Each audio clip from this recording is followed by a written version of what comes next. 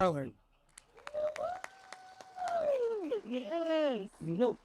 Listen, he read that word for word, okay? My marketing team is exceptional. They like to build me up, so, I can totally disappoint you all in the time that we get together, so I always love that. But tackler of turnover, it just sets us off in the right perspective to get going today. So listen, typically for me, just so you all know, I have a stage to kind of walk. So me staying behind this podium today is going to be an exercise in futility, but we're going to do our best, okay? But I am so excited to be with you all today. As was said, Shelonda Darling, Magnet Culture, Senior Retention Strategist, talking about unnecessary employee turnover. And what I will tell you, your most important recruitment strategy is to retain the people you already have, okay? So we are going to talk about the market. We're going to lay some groundwork so that we're all starting from the same place and the same page. And then I'm going to give you some strategies, some of which you may already be doing, because I can tell that we have some people in this room who are already killing it. So some of you probably already know how to tackle turnover in your organization, but some folks are like, I could use a refresher. So we're going to talk about some things that maybe you've heard before, but have not been able to execute at your organizations. And then there will be some brand new things that you're like, Shelonda, I never thought about that. I don't like what you say, but it makes sense. So we are going to have some fun today. Everybody ready? Everybody with me? All right, let's get after it. Okay, it's 8:30. Listen, I don't have any time for tired. So if we need some coffee, water, do what you need to do. Okay, here we go. All right, so many of you have probably gotten hip to the real estate market. In the last 5 to 10 years, it has been quite a shift. There used to be a beautiful time, we might call it the days that we remembered, where it was a seller's market, right?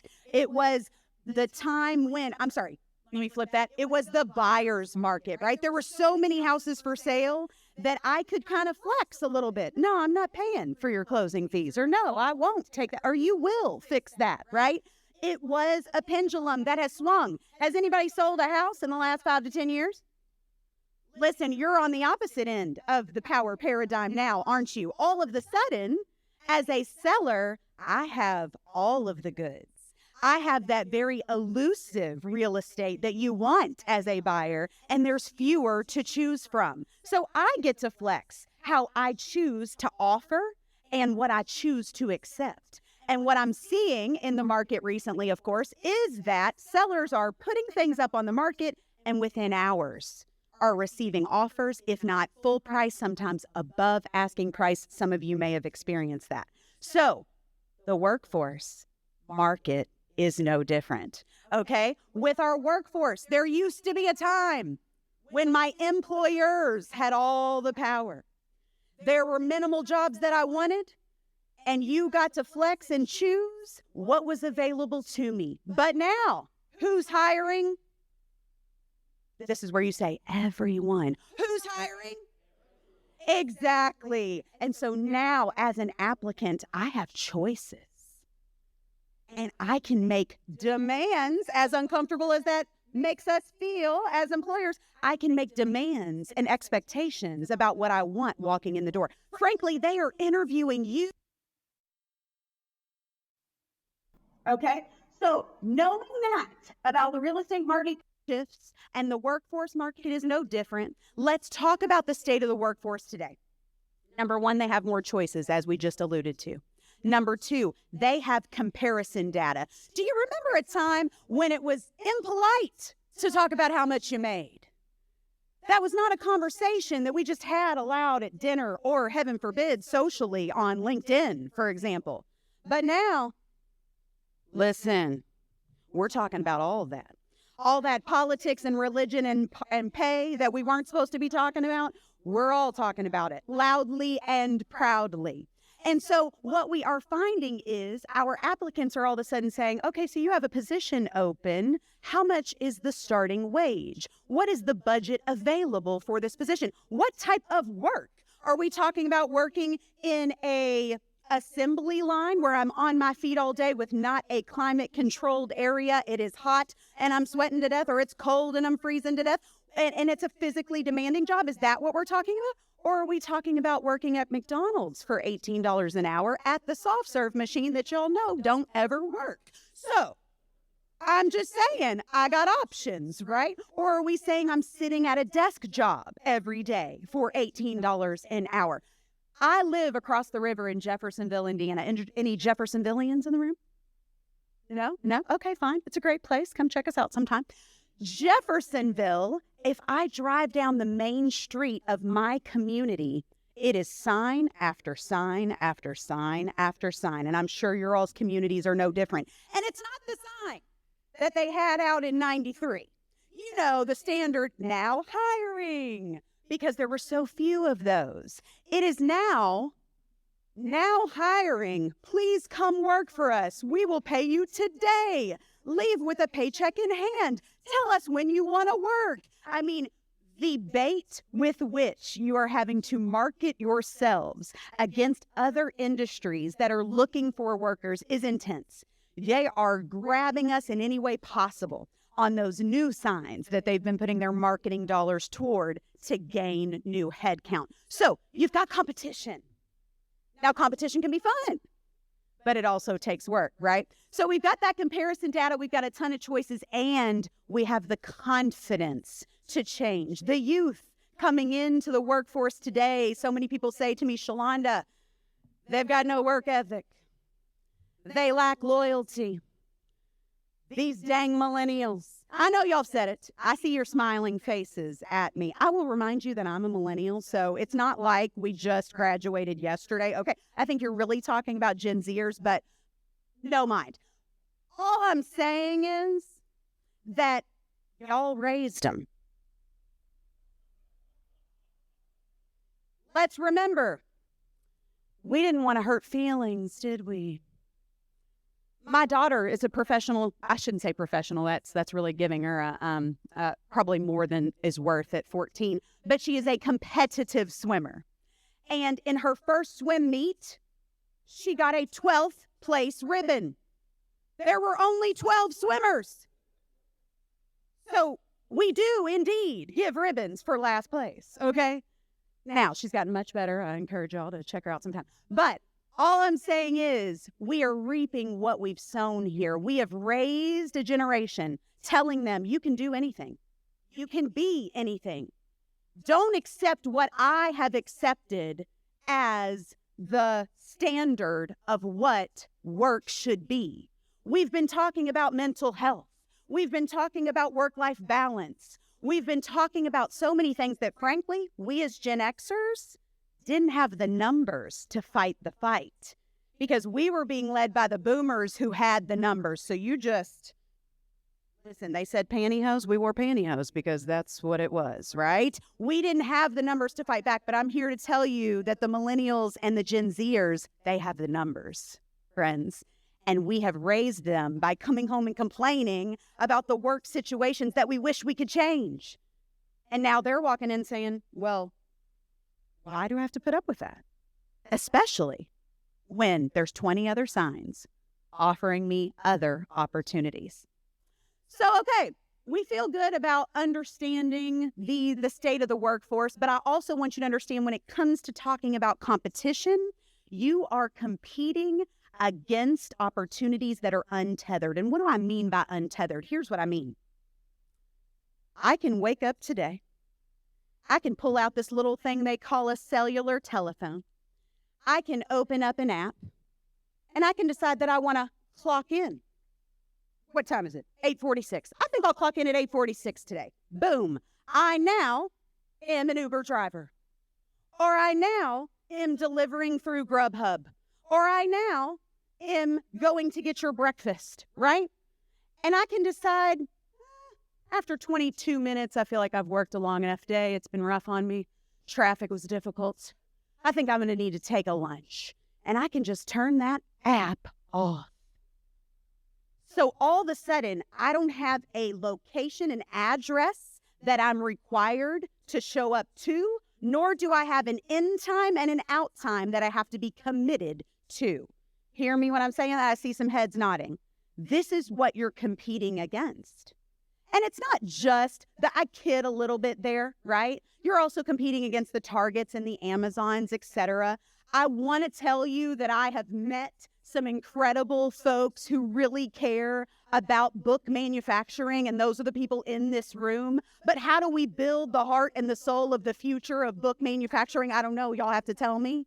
So if the romantic notion of books and printed materials is not something that we've passed down as a culture we've said, let's make some money, then how do we make money in your industry? That's what I have to ask you. And if it's an industry that I cannot make money in, then let's say I was your kid today. Just graduated college, looking for a new opportunity, trying to decide where I need to begin my career. What would be compelling about book manufacturing for me to step into versus any other opportunity out there? These are the questions we have to ask ourselves, right? Okay, so professionalism and work ethic. Now, I see some of y'all in this room, all of y'all.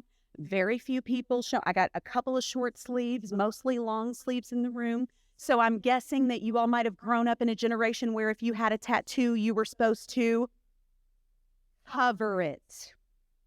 If you had long hair, you needed to cut it. For my ladies, pantyhose, as we've already mentioned, was a sticking point. It was a conversation. Now y'all are talking about leggings. Like, are they pants or are they not pants? Is that professional or not, right? I'm here to tell you that professionalism and work ethic, we want to look to Webster for the definition, but frankly, those are subjective. And you might hate me for saying that.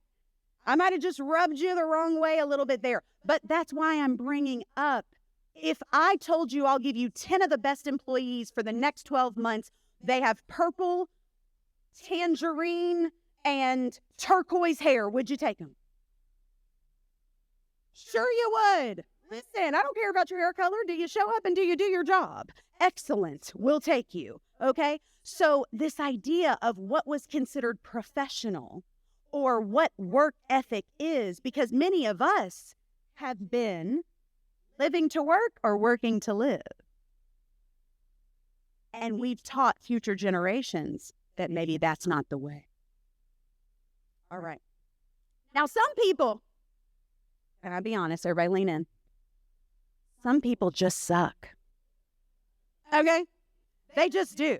I'm not going to beat around the bush here, and they are not our target market, okay? So some people, it doesn't matter. You get the swag, you get the food truck, you do the employee appreciation day, you add a couple of extra holidays, you do all of the things that great companies are beginning to do, and there's still somebody complaining. Still can't do enough. And frankly, for those folks, I know you're already short-staffed, but hear me when I tell you, we have to have a conversation with those toxic individuals to say, hey, maybe book manufacturing is no longer a fit. Maybe we've come to a line in the sand here, and maybe we need to shake hands and part ways. Because if you do not address those toxic individuals, then guess what happens? Negativity breeds more negativity.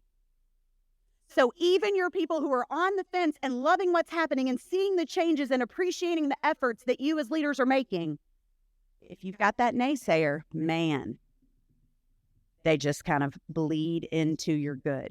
So definitely address those, please, please, please. And traditional loyalty, as we discuss it, when I'm talking about you reap what you sow, how many of you know what YOLO means? You only live once. This is the mentality of the youth coming into the workforce. Because why? Because we taught them, right? We trained them and raised them that way. You only live once. Be present in the moment, right? And so can we just be honest? I just want some full transparency and honesty here. What does loyalty get me anyway? Let's say you hire me this year at $18 an hour. I don't know what the going rate is for my BMI folks, but let's say $18 an hour. Let's be excited. Next year, it's been a year, and you're like, Shelonda, you've done a bang up job. You're incredible. We're going to go ahead and raise you to $18.33. You have really done some stuff. Wow. Thank you for that 2% cost of living increase. Amazing. I don't even know what 2% of 18 is. Y'all have to do the math for me. I'm a speaker, okay? But my point is, if you think that waiting 12 months to get this 2 to 3% what we've budgeted annual raise is a reason to keep me as a good employee at your organization, I'm here to tell you, I just got a pay cut. Not because of things you can control, but if y'all haven't noticed, eggs are more expensive this year than they were last year. Gas is more expensive this year than it was last year. Rent is more expensive. So me staying and being loyal to your organization ultimately has just cost me in my pocket. So these are the things that you're up against. And that is why we have to have a conversation. If all of these things are things we cannot control, what can we indeed make a difference in for our employees? Flight risk reminder. I know so often we talk about new hires because it's like a first impression, okay? How many of you went on a second date with a person who had horrific breath on the first one? You didn't, okay? You're like, I married her, actually. No, just kidding. You did not go on that second date because the first impression told you everything you needed to know. So if my day one experience at your organization has bad breath, then why am I coming back for day two? Why am I coming back after lunch? Heck, why am I coming back after the first break? Okay? There are too many options and opportunities for me to go, well, let me just give them a little bit of time. No, you all have got to come out of the gates running for those new hires on day one. What is your day one experience? And that's a day one experience with HR for all the required paperwork and logistics, but that's also the day one experience on the job. What are those experiences for your employees today? I will also tell you that there are two types of employees because it's not just about new hires. Yes, every new hire is a flight risk because it's about impressions, but we also got to talk about the people we already have. At Magnet Culture, we like to divide folks into what we call the trees and the revolving doors. So our trees, don't we love some trees? Rooted, well-planted, well-established, willing to, ebb and flow with the organization, have seen the highs, have seen the lows, have stuck it out. We love those trees. They are married to the mission of being a book manufacturer. They love printed materials. They give away books for Christmas. Listen, these are the people that we love and we wish we could clone and replicate those individuals for our organizations, right? But then we have those revolving doors. And they are less about the romantic notion of print and more about the romantic notion of making money. So when they realize that there is a ceiling of opportunity for making money at your organization, they will jump. Because again, as I said, my loyalty to you causes pain in my pocketbook. So I'm going to jump to a new opportunity. And when that opportunity hits a ceiling, I will jump to another and another. Remember the days when locally here, there's a Ford plant. And so there used to be, it was like a backdoor transaction to get an application to work at Ford, man. I remember in high school, the boys were like talking about it. Look at these guys, young guys talking like, yeah, I remember that. It was like your dad had to know your cousin, who had to know your uncle. You had to meet in a dark alley just to hand over a piece of paper just so you could apply. You probably weren't even going to get the job. They had this amazing thing called a pension where you give your blood and then they pay you for the rest of your life. I mean, it was an incredible time to be alive, okay? But now, today, if you are hoping to find applicants that are going to give you 20, 25, 30 years of your life, it's just not the game anymore. So we have to learn then, if 2 to 5 years, and that's generous. I don't know if you look at your HR numbers, your data, and you see where's the exit strategy. Where do we typically lose people, right? Remove the trees because they will skew your data, but look at the new hires over the last 6 months, over the last year, and see when you typically have lost individuals. Do you lose them at 3 months? Do you lose them at 6 months? Do you lose them at 18 months? What is that time when they just kind of say, all right, I need to find something new? They get the itch, right? If we can define that time, then we can plan around it. It shouldn't come as a surprise. And we also love to think, I would love to know that you all have little saplings that you're molding and shaping to replace the trees. Because guess what happens in about 5-10 years? Have you all really thought ahead? We're thinking about my trees. My trees are ready for, umbrella drinks in Florida, okay? They're like, listen, I've lived through a few different pandemics, and I'm not interested in helping y'all through the next. Y'all are on your own. Good luck. So as those trees exit with all that tribal knowledge, have you all been buddying up a little sapling next to them to transfer that knowledge so that when they exit, it won't hurt as bad? Or is it going to surprise us? Like, wait a minute, you're retiring today? I mean, you've only worked here 50 years. I guess I thought we had a little longer. It should not be a surprise. And we should be able to plan for it like we do everything else, right? So when you forecast and you project and you project the next 5 to 10 years, let's make sure that we know who's leaving because of a well-earned exit and who we still have. Now, you might have to figure out, when we're looking at that pattern of where people are exiting in your organizations, you might have to figure out, why are they leaving? And don't come to me with, Shelonda, HR's been doing the exit interviews and they basically all just said that it was more money or a better schedule. That's really why everybody leaves. Okay, I'm not saying that those two things don't make a difference, but I'm saying we happen to have a client we work with, ready mix concrete, trucks that you all are familiar with, you've seen out on the road. And so we asked the management staff, why do you think you're losing employees? And they said, of course, the standard, it's because of better pay and it's because of a more consistent schedule. And then we were given the leverage to talk to individuals that they have employed, either recently left or individuals who had left another company to come to theirs. Give us insight why you left your previous organization. No staff meetings and no communication. I mean, they call me Breaker 19. They don't even know my first name. I mean, come on. There's zero. The biggest relationship I have is with the person on the walkie-talkie who tells me what my route is today. Like, that is the extent of my connection to the company and to the business. They also said the bosses are degrading and they play favorites. Have you ever had a degrading boss or ever worked for somebody who hello, raised a hand quick. Does anybody know her? Let's check in on her, okay? All right. Degrading bosses and favorite players, right? And so these are things that are real. Let's just call a spade, okay? And they also said the truck that you get as a rookie is a joke. So to my book manufacturing family here, what word can I replace truck with in your organization? The schedule that you get as a rookie is a joke. The job responsibilities that you get as a rookie is a joke. The pay that you get as a rookie is a joke. I don't know. You all have got to fill in that blank for me.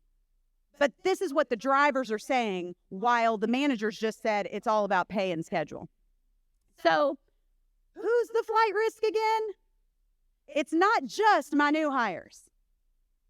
Everyone wants to work for a great company. Everyone. The people that you have and the people that are coming to you. All right. So what do you do to keep your people? I understand that everyone cannot pay $50 an hour. So what do we do to keep our people? That big dangly carrot of the 1-year cost of living increase ain't it. So how can we take that big carrot and chop it into little baby carrots? Now, that does not mean, Shelonda, if I'm going to give him $1 a year, then you mean like 25 cents a quarter? No. What I mean is, what incentivizes or motivates the people that work for you? How will you know? heaven forbid you get to know some folks.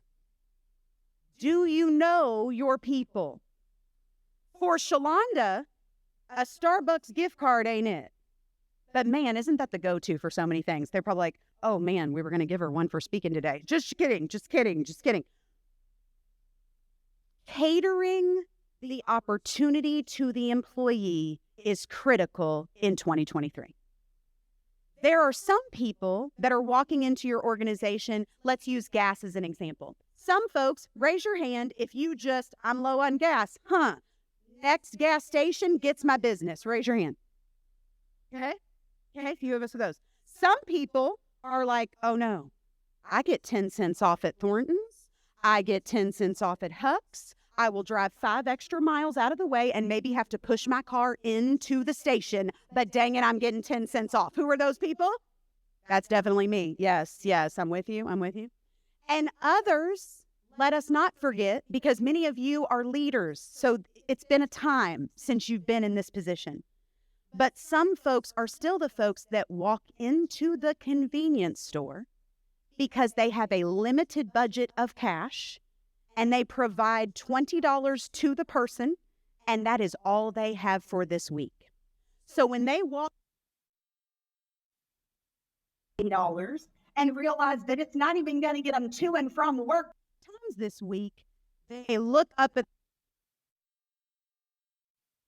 So for that person, a gas gift card would really go a long way. Do you know to begin to explore? Let's go on a listening tour. How many of you are leaders in your organization and you just haven't had your ear to the front line in a while? So maybe we can execute and put together a plan over the next 12 months to go to your locations and just listen. You are just there to hear the perspectives. Remember that show, Undercover Boss? Remember why it was so popular? Because one, as a CEO, when you walk in, everybody's all the sudden, like everything is, the books have been, put just together perfectly. Nobody's making one mistake. Everything, you wore your best outfit, right? Everything is perfect. But when the CEO disguises themselves as just a regular stranger, all of a sudden they get to see what it's like every day. Not what it's like when you button it up because CEO's in town. So if you have an opportunity to sit down at a table, to break bread with your everyday, regular entry-level employees, what a difference would that make to the employee? To feel like they have access to the top leaders and that they have a voice that will be heard by the top leaders. And that the top leaders are invested in their success and their future, hence why they're asking them, what do they need? Right? It's not a lot to ask. It's kind of like in parenting when they tell you to get down on the level. Right? To kneel down and eye to eye with that child that really is trying to tell you something. Similar concept there in leadership is how do you allow the entry-level team members to speak to you and tell you their experiences in your organization. So anticipate that they will be intimidated, but know that it will earn trust and go a long way for the people who are already working at your organization. Today, Shelonda, yeah, she made me laugh a couple times, but really everything she said was really irrelevant. If you hear one thing I say today, keep developing your managers and supervisors. I don't know how many times I've seen it. You get a person who comes in, they've got a lot of energy, they're excited. You want to bottle up that energy and sell it because it is also contagious. And so you promote them into a new role. A contributor is an incredible boss. It's a different job, friends. Leading people is a different job than being an individual contributor. So if you are going to promote them into a different job, then it's like day one all over again. We've got to train them. We've got to orient them. We've got to check in with them regularly. We've got to coach and mentor, right? It is a different job. So continue to develop your leaders because the leaders will determine if the staff stays or goes.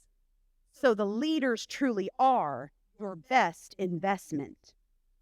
Technical skills, they got to know the job, right? Self-awareness, do they understand how they come off in a situation? And then if they better understand themselves, they'll better understand others and how to work with others. Effective communication. If I've ever done an employee survey, the top two things, every industry, every employee group, it's communication, which is hilarious. I mean, we communicate all day long, but how are we so terrible about it every time it gets rated?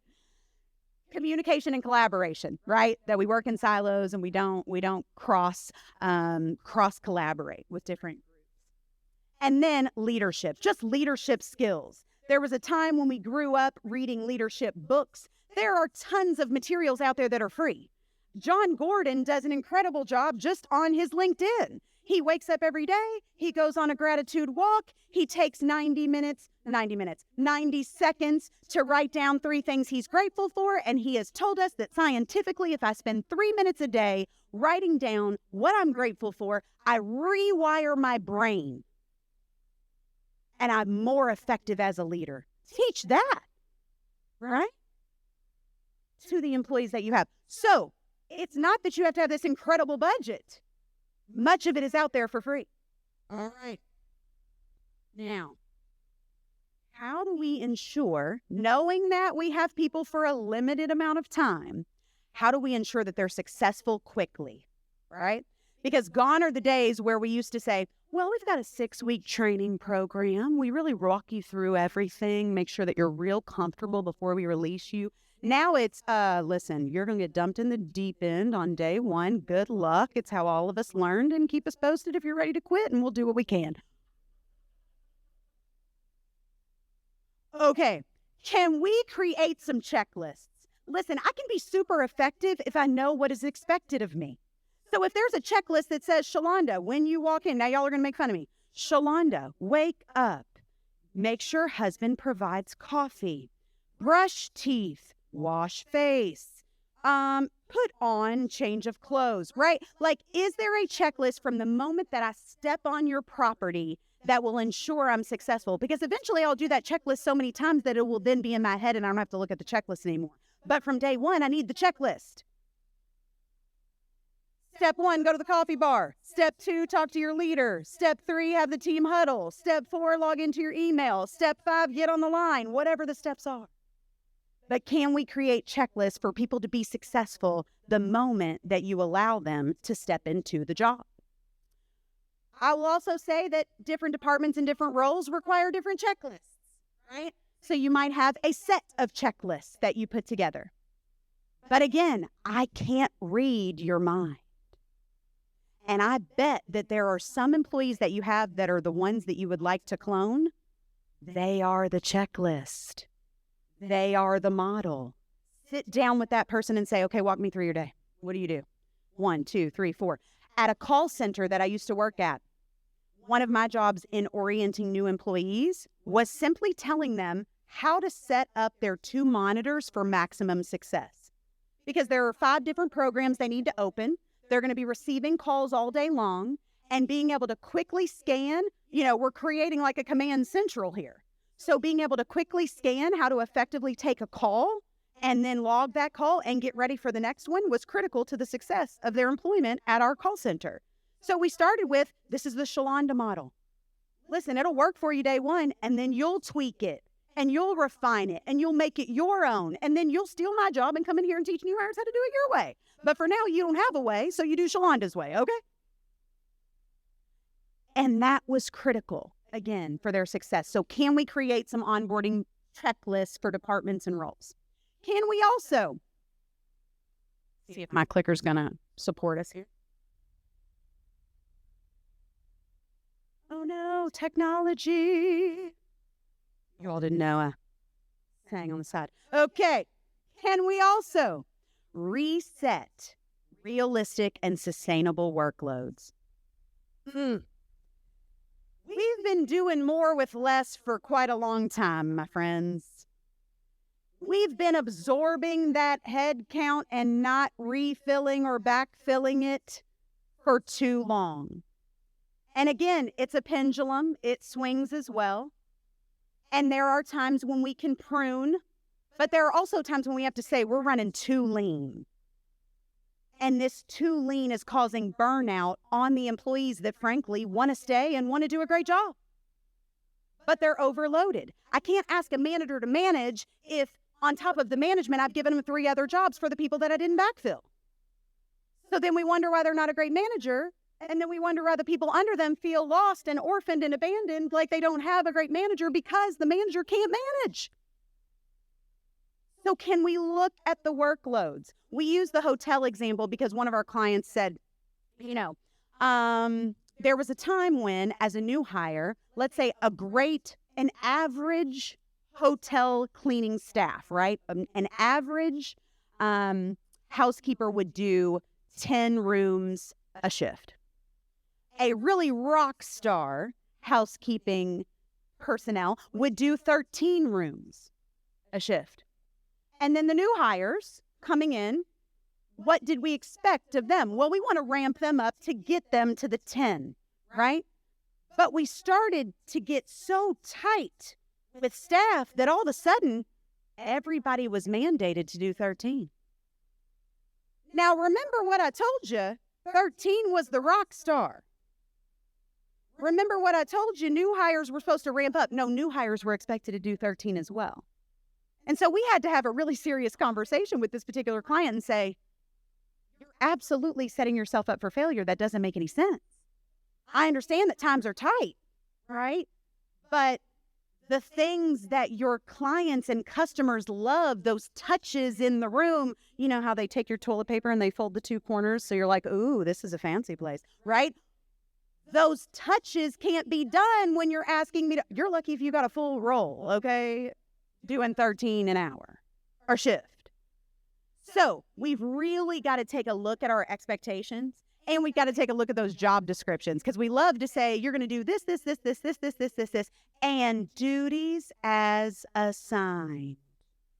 Well, those duties as assigned is a whole nother job, okay? So we've really got to take a look and make sure that we're setting our team members and our employees up for success.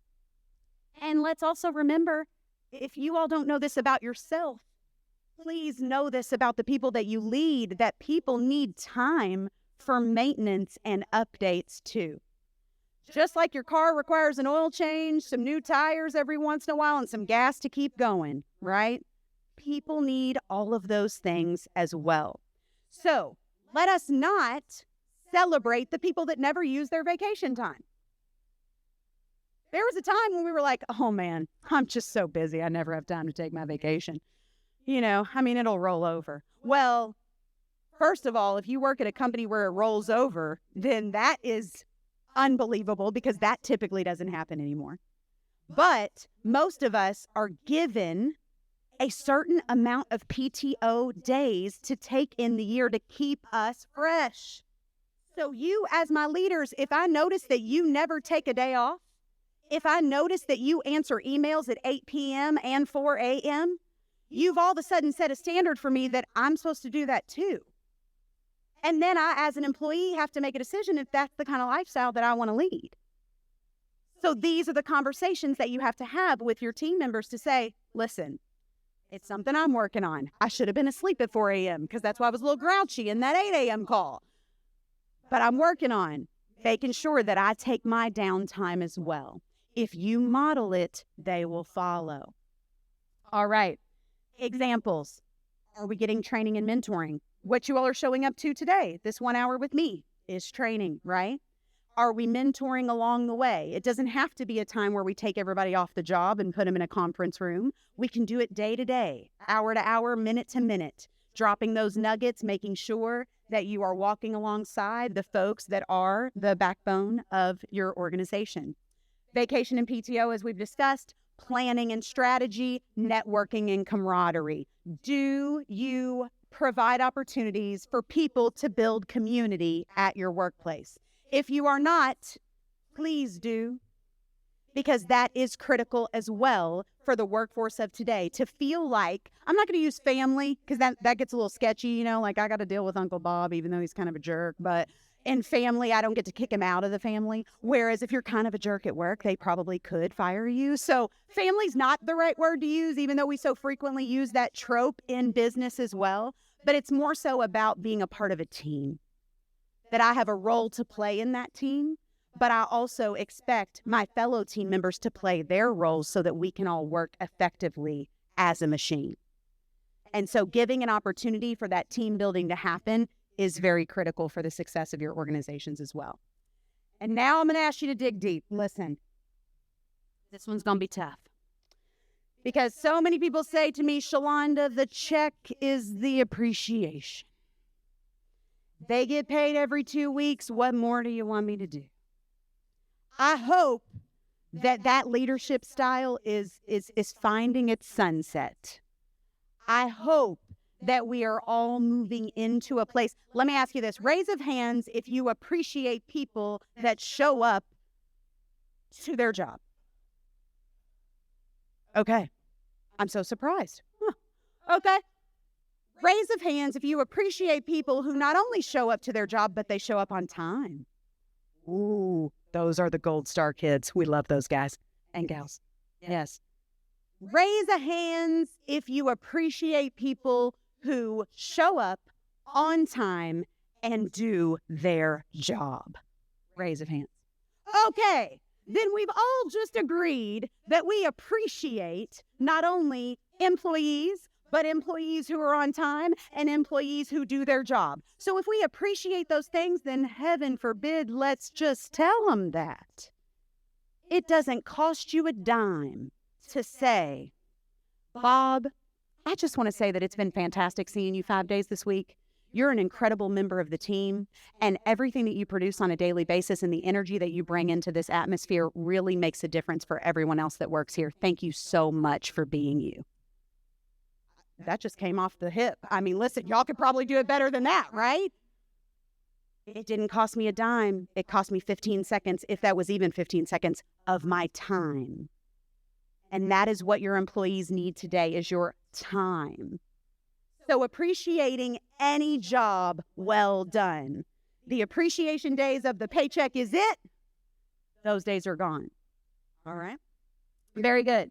And then I have to say, we got to communicate our expectations. I mean, again, I cannot read your mind. So if you are working on a daily basis and a couple of phrases come out of your mouth, they should know. Or, I can't believe he just.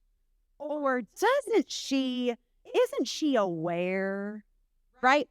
If those are phrases that creep up into your subconscious, that's an opportunity for a coaching session. Hey, Shelonda, I noticed in the meeting today that you kept apologizing to people. Let's stop the apologizing. You're incredible. Everything that you said was valuable. Let's just speak. Period. And put a period or an exclamation point at the end of the statement. Right? It's an opportunity to coach, mentor, and build the folks that are at your organization today.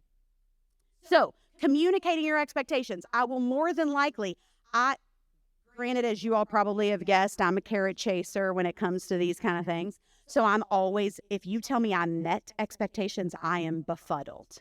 I am and exceeds expectations every day of the week and twice on Monday morning, okay? So I need to know the expectation because more than likely I'm going to not just meet it, but exceed it. So if you can effectively communicate to your workforce what the expectations are, I guarantee you the people that you want to work for you will not only meet them, more than likely they will exceed them. But you've got to tell them, okay? And I want to just touch quickly on future trends.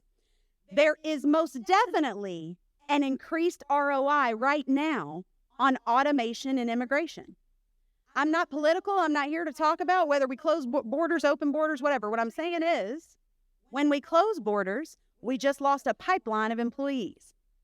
And when those borders are open, then we have more folks coming in looking to be employed. And I love what was mentioned earlier about the local community college, building partnerships with local technical colleges that are involved in raising folks into the trades in the first place are great pools of potential for folks that may want to look at your organization. Are you at their job fairs? Are you taking an opportunity to go in and speak to their class once a year, right? Are you letting them come tour the building? Maybe you're sponsoring a lunch and learn of some sort for those young students to come in and see the place, right? It is an incredible time to build partnerships for new pools of applicants. If your recruitment strategy is, well, we posted it on the local, hire website, and we're shocked that we keep getting the same applicants that we don't want. Keep doing what you're doing. Keep getting what you're getting, okay? So let's switch it up. Let's try something new. And let's get our name out in the community where there are opportunities to do so. All right?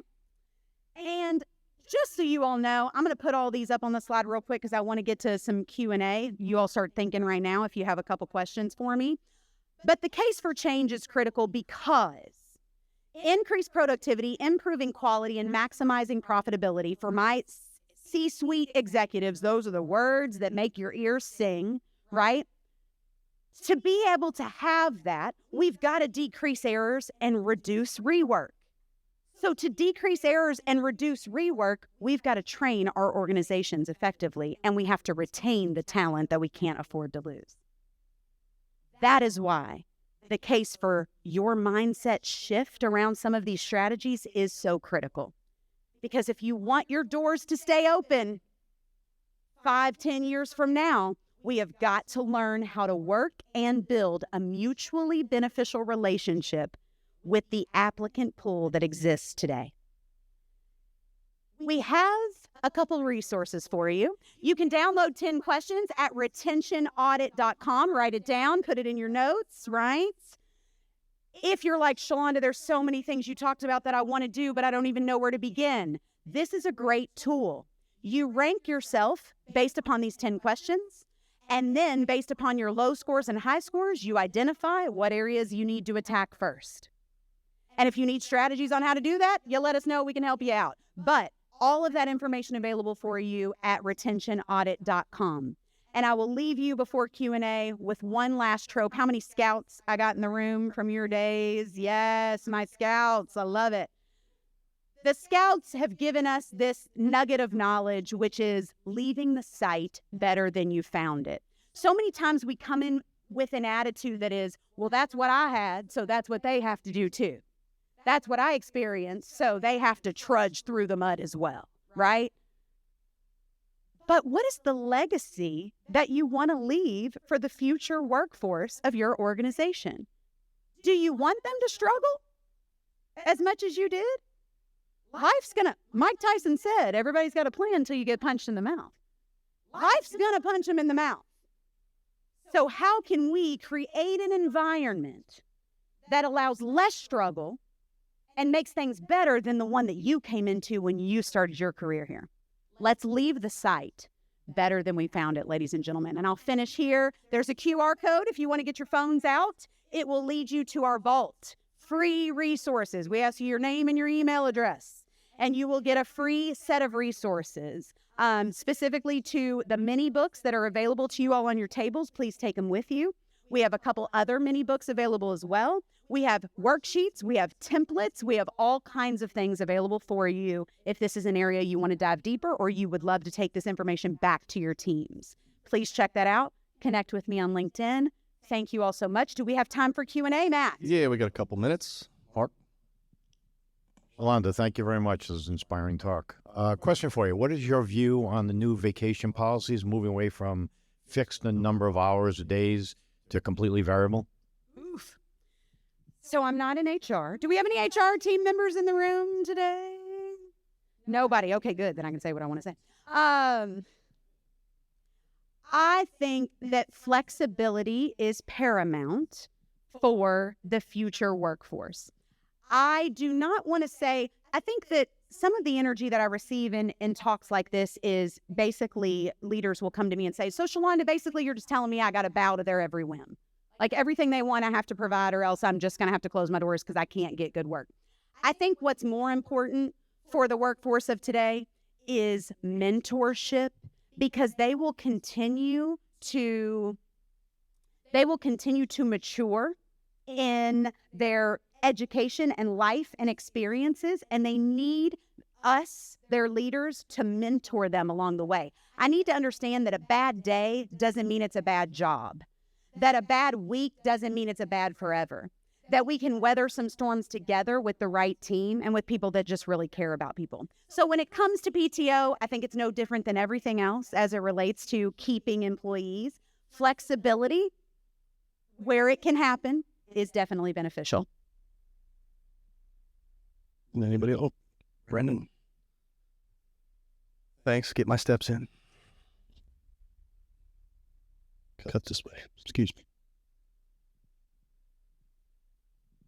Shelonda, thank you for the presentation. I want what was in your coffee this morning, by the way. Listen, life, baby, life. How do you think the pandemic changed the workforce that's coming in, the Gen Zs that are coming right out of college right now? Yeah. It's a weird time, right? I think that what used to be the new hire experience prior to the pandemic was one experience, right? Where we used to come in and we'd welcome people in and there would be this sense of camaraderie and just community.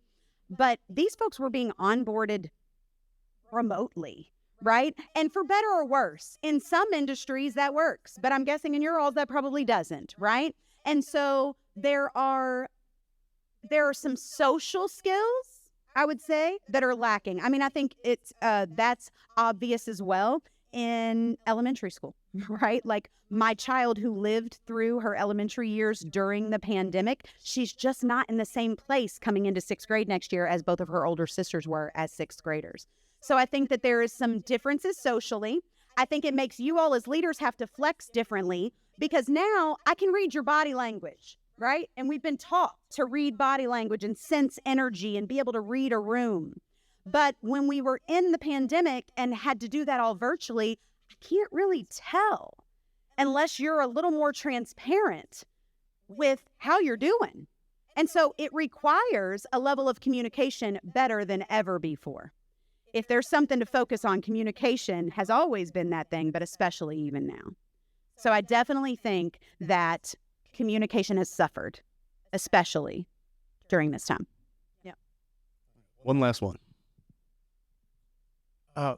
So a lot of us, most of us here have positions we're trying to fill are not the most interesting. It doesn't represent the most interesting work. It's mundane, it's repetitive. And so people burn out quickly. Just it's not interesting. So what recommendations do you have to us to make a worker's life more interesting in that kind of an environment? Yeah, no, that's so good. So if the work is a bummer, then how do we build a culture that is exceptional? Are there some people in the room that feel like you have a really fantastic culture? Okay, so I would love for you guys to speak to with your fellow friends here what you're doing that really makes a difference at your organizations. I could tell you many strategies, some of which we mentioned today, that it's about knowing your people, that it's about it's about taking a look at the data and letting it tell you the story about why people are leaving. It's about making sure that people have a voice. It's about the workforce is interested in things that maybe we as a workforce coming in, we're not, right? They want to know your sustainability report. They want to know how you're hurting or improving the environment. They want to know how we feel about certain political issues, certain civic issues. They want to have an opportunity to participate locally in community service, right? There are so many things that they are asking for day one walking in the door that were not things we ever considered. So one, talk to your people, because there's people in this room who feel like they're already doing great work in that area. So let them breathe life to you there.